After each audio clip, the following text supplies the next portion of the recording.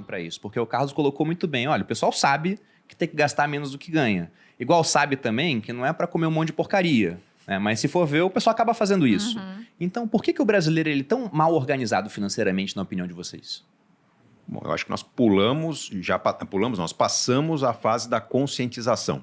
Tem um trabalho muito importante feito por mim, por vocês, por todos que fazem parte do Grupo Primo, todos os influenciadores. Esse agito que nós fizemos no mundo da mídia, levando a educação financeira, fez com que as pessoas hoje chegassem a uma condição de consciência. Está endividada, a pessoa sabe que está endividada porque comprou muito a prazo, porque não teve uma reserva de emergências, porque confiou demais num cenário otimista, não confiou numa mudança de cenário quando vira um governo, quando vira uma moeda, enfim. A pessoa tem consciência do porquê do problema. Ela não consegue mudar.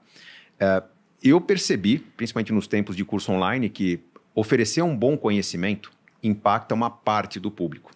Tem um público que é autodidata. É quem vai comprar um curso seu, quem vai ler um livro meu, quem vai assistir um evento, participar de uma palestra. Esse que vai buscar conhecimento, ele tem uma probabilidade de mudança muito maior do que aquele que é impactado indiretamente por uma notícia, um artigo.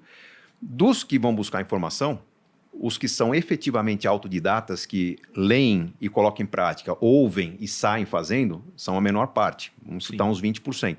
Então, a nossa capacidade de transformação exige que a gente impacte várias vezes o mesmo público para tentar aumentar a chance de convencimento, ou talvez a gente nunca consiga alcançar um público que simplesmente não dá atenção para a oportunidade da informação. O que está faltando além da educação financeira, que já existe generalizada na mídia, que já é presente nas escolas, né? Pena que começou junto com a pandemia, o assunto ficou meio diluído, aí meio por trás da cortina, mas as escolas já têm educação financeira. O que está faltando é a capacidade do público entender quais são os grandes obstáculos dentro vamos dizer, da própria pessoa. Ela quer ter uma vida melhor, mas ela segue modelos de uma sociedade que está muito endividada. Então, puxa, eu cheguei à vida adulta, estou casando, a família quer que eu tenha uma casa própria. Vou buscar casa própria onde? No banco, ver o financiamento. Vem um limite de financiar até 30% da minha renda na prestação. Eu acabo seguindo modelos que são os modelos que todo mundo segue. Numa sociedade em que 80% das famílias estão endividadas. Não é possível que esse modelo vá funcionar. Então, acho que o grande desafio é convencer as pessoas a seguir um modelo totalmente diferente da média. E isso significa agir de uma maneira diferente do que papai e mamãe esperam, do que o vizinho cobra, do que o compadre que dá o tapinha nas costas celebra, carro novo, tênis bacana, celular, relógio e tal. Então, esse convite para uma vida diferente significa um convite para vencer o status. Vencer o status é complicado numa sociedade que tem um histórico de pobreza. Porque acho que todos nós aqui temos uma origem que, puxa, papai teve menos condições que a gente, vovô menos ainda, e a gente quer mostrar para a sociedade que a gente está evoluindo. Como as pessoas não valorizam no Brasil diplomas, conquistas imateriais, a gente usa as conquistas materiais para simbolizar as conquistas. Então, o jovem tem pressa para ter o celular da moda, o tênis da moda. Não tão jovem já quer ter um carro bacana, não tão jovem também quer ter uma casa própria. São mais que o Instagram também, né? E foto e ostentação. Exato. Então, e esse mesmo jovem, quando fala, puxa, cansei do Brasil, vai morar fora, ele vai morar num porão, vai morar num barco, vai morar numa Kombi. Né? Ele fala, porque longe da sociedade ele tem um comportamento que permite a ele rumos diferentes, mas imerso na sociedade dele, ele titubeia, porque ele não tem referências.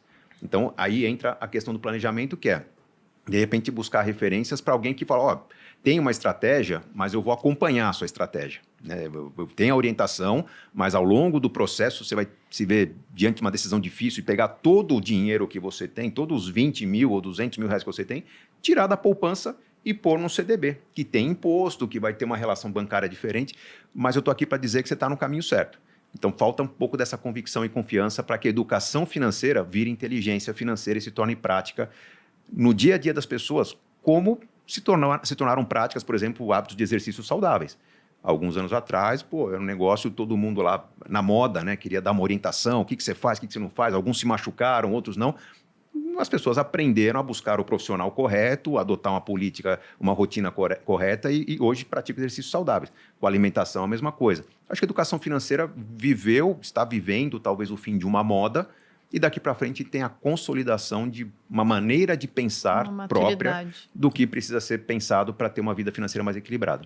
Eu só traria um pouco de reflexão na linha do que o Gustavo colocou, porque esse é um tema discutido, obviamente, de maneira global, né? Não é porque o Brasil é um país, né, emergente que, poxa, a gente tem que ter aquele complexo, né, de inferioridade. De inferioridade, não. Olha que interessante. Na OCDE, se discute o tema de educação financeira, mas eles trazem uma perspectiva um pouco mais ampla, que talvez não caiba, não sei se é exatamente essa tradução do letramento financeiro, né? O que eles querem dizer com letramento? É uma combinação, sim, da educação que leva a ter a consciência que o Gustavo falou, e aqui acho que o trabalho que vem sendo feito, né, como bem colocado por todos, né, por vocês, poxa, já fez com que a educação evoluísse muito, né? As pessoas têm mais acesso à educação do que, de repente, eu tive lá atrás, né, naquele cenário de hiperinflação em que o consumo ele tinha que ser curto prazo mesmo, não tinha jeito. Eu vivi isso, né? Então é muito difícil você se distanciar dessa cultura curto-prazista, porque era até uma questão de necessidade. Consumir para se defender da inflação. Exato. Era a única saída, né? Você não tinha um mercado desenvolvido como a gente tem um mercado hoje. Mas quando eu volto ao tema letramento, existe uma componente, esta sim, que afeta o ser humano, que é o lado de como lidar com decisões. É o lado da psicologia econômica, é o lado do comportamento, né, diante do cenário.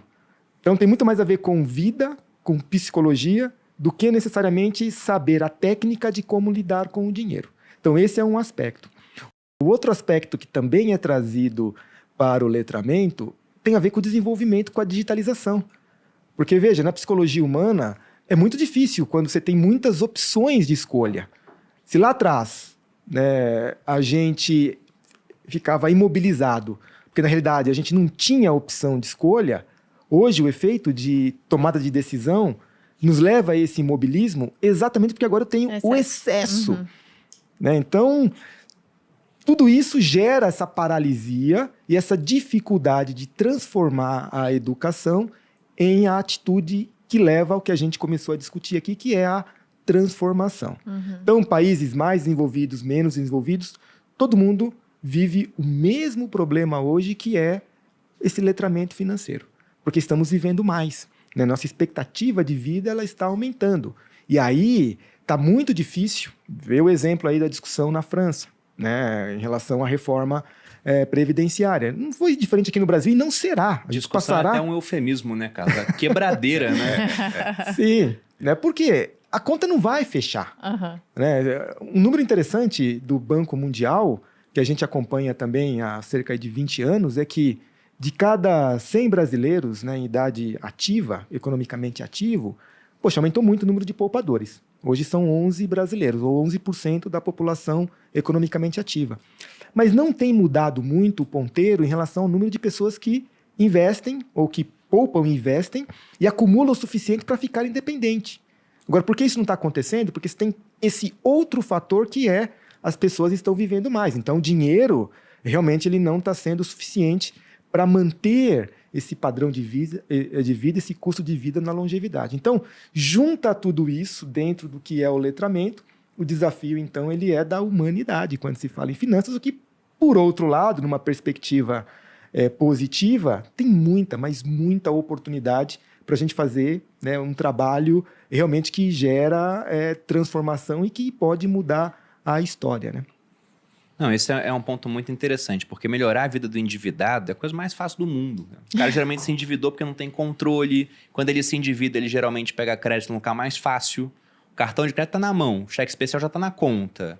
Aí ele pega pagando juros maiores, né? Quanto mais fácil o acesso a um dinheiro que não é seu, mais caro ele é. Inscreva-se no nosso canal e deixe seu like. E acesse nosso site www.somandoconhecimento.com.br.